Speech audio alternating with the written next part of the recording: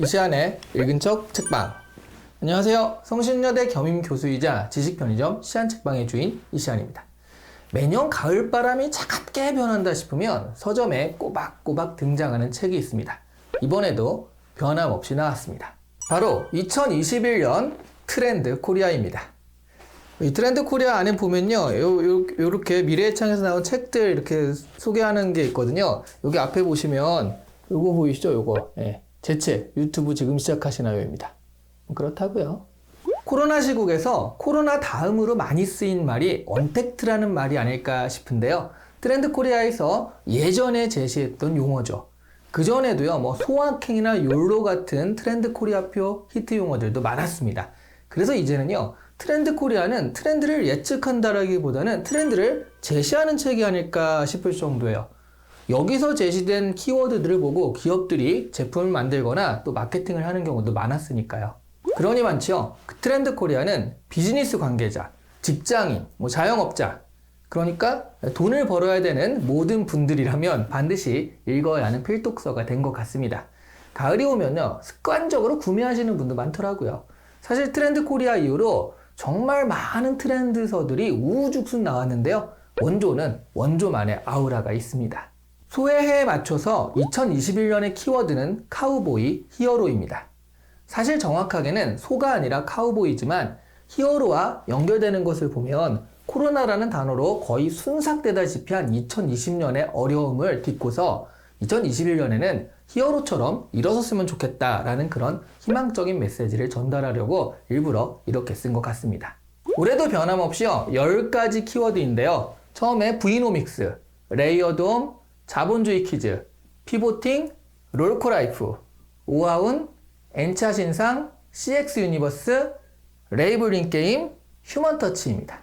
브이노믹스는요, 코로나 이후에 바이러스 경제라는 뜻에서 브이노믹스이기도 하고요. 그리고 경제가 V자형으로 급격하게 회복되었으면 좋겠다라는 희망을 담은 뜻이기도 합니다. 레이어드홈은요, 코로나 때문에 집이 아주 급격하게 중요하게 부상을 했잖아요. 단순히 집은 사는 공간이 아니라 직장이 되기도 하고요, 놀이방이 되기도 하는 등 여러 가지 의미의 다층적 공간이 되고 있다는 뜻입니다. 자본주의 퀴즈는요, 자본주의식 접근에 익숙하고 자유로운 지금의 MZ세대들이라고 할 수 있습니다. 피보팅은 원래 농구 용어인데요, 한 발을 디딘 발로 다른 발로 방향 전환을 하는 것을 말하죠. 이렇게 한 다음에 이렇게 하는 거 있잖아요. 근데 지금 기업들이요, 한 가지를 계속 고집하면 죽고 아니다 싶으면 빠르게 방향 전환을 해야 한다, 이런 뜻이에요. 롤코라이프는요, 순간적으로 유행이 되었다가 또 순간적으로 사라지는 것을 말합니다. 예를 들어 비의 깡 뮤직비디오를 보고 열광했던 인터넷 놀이들이요, 지금은 잠잠하잖아요. 오하운은 오늘 하루 운동이라는 뜻입니다. 홈트, 그러니까 홈트레이닝이라든가 등산 같은 것들이 떴었잖아요. 청년들이 건강 역시 미래를 위해 저축해야 하는 것으로 인식하는 경향이 있다고 하죠. 엔차 신상은요, 활성화된 중고 거래를 의미하는데요. 중고라는 말에는 남이 쓰던 물건을 어쩔 수 없이 돈 아끼려고 쓴다라는 그런 부정적인 의미가 있지만요, 엔차 신상이라는 말에는 물건을 소유하기보다는 공유한다라는 개념으로 두 번, 세 번 써도 그 가치에 맞는 신상이라 여기면서 합리적 소비를 하는 그런 느낌이 있다라고 하죠. CX 유니버스는 고객 경험을 말하는 것으로 고객들이 즐거운 경험을 하면서 소비를 할 수 있도록 모든 것이 설계되어 있어야 함을 말합니다. 레이블링 게임은요, 자신에게 레이블을 다는 행위죠. MBTI나 심리 테스트 같은 것들을 하면서 자신이 누구이고 어떤 정체성을 가졌는지 끊임없이 파악하고 말하려고 하는 경향성을 말합니다. 그리고 마지막 키워드는 휴먼 터치인데요. 언택트가 될수록 오히려 마지막에 강렬한 인상은 인간의 온기에 의해 채워질 것이란 얘기입니다. 제가 이 10가지 키워드들을 다시 제 식으로 좀 이해하기 쉽게 3가지 흐름으로 크게 좀 정리를 해보도록 할게요. 중요한 3가지 흐름은요, 코로나, 기술 발전, MZ세대라고 할 수 있습니다. 먼저 코로나 흐름에서 나온 키워드를 보면요, 코로나 이후의 경제는 회복 위주의 브이노믹스가 되는 건 당연하고요. 하지만 코로나 이후에도 재택근무라든가 이런 부분들은 다시 예전처럼 돌아가지는 않을 것 같죠. 그래서 집에 대한 중요성은 가중되기 때문에 레이어드 홈이라는 키워드가 나왔습니다.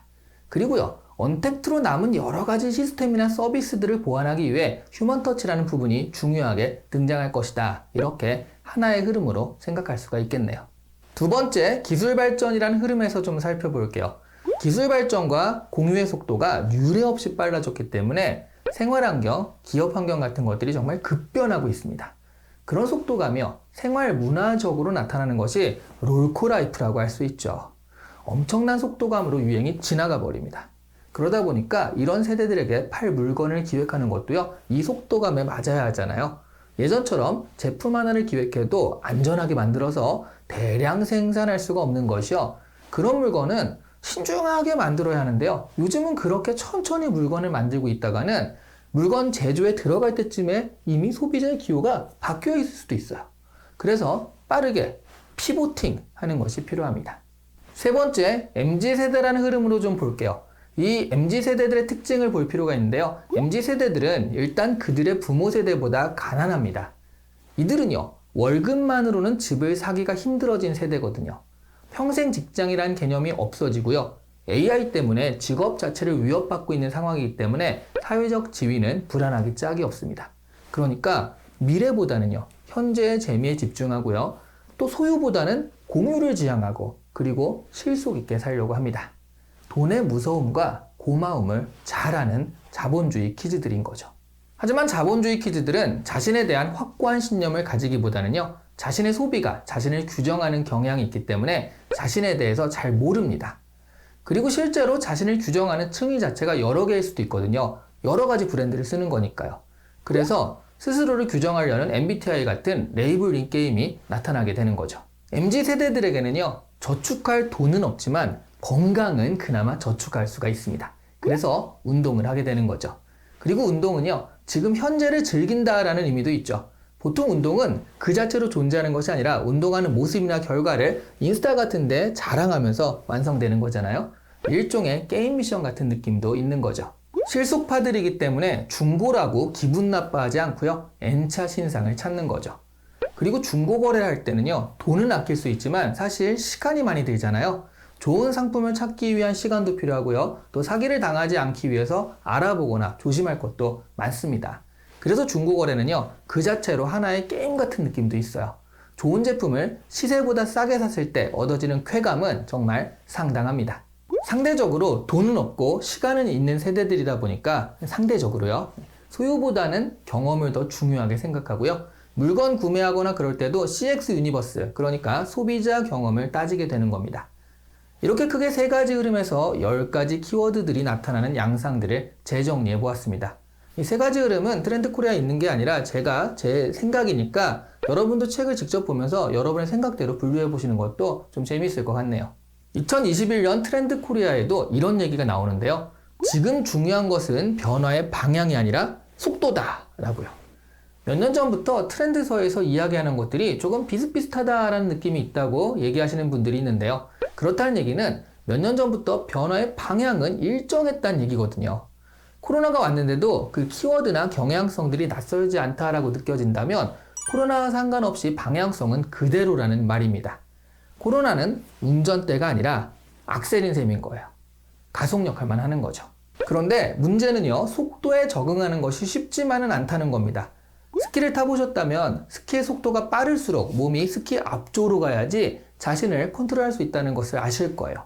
스키 하강 속도에 밀려서 몸이 뒤로 밀리는 순간 그대로 넘어지고 맙니다. 코로나라는 급경사를 만나 엄청난 속도가 붙은 이 변화에 몸이 젖혀지지 않도록 오히려 더 앞서서 보고요, 앞서서 움직여야 할 것 같습니다.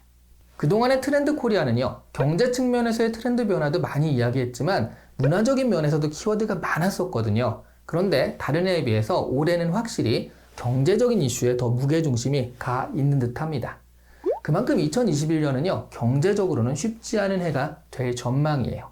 김난도 교수님이요, 머리말의 마지막에 견디자, 변화하자, 그럼으로써 새로운 도약을 준비하자라고 하셨는데요.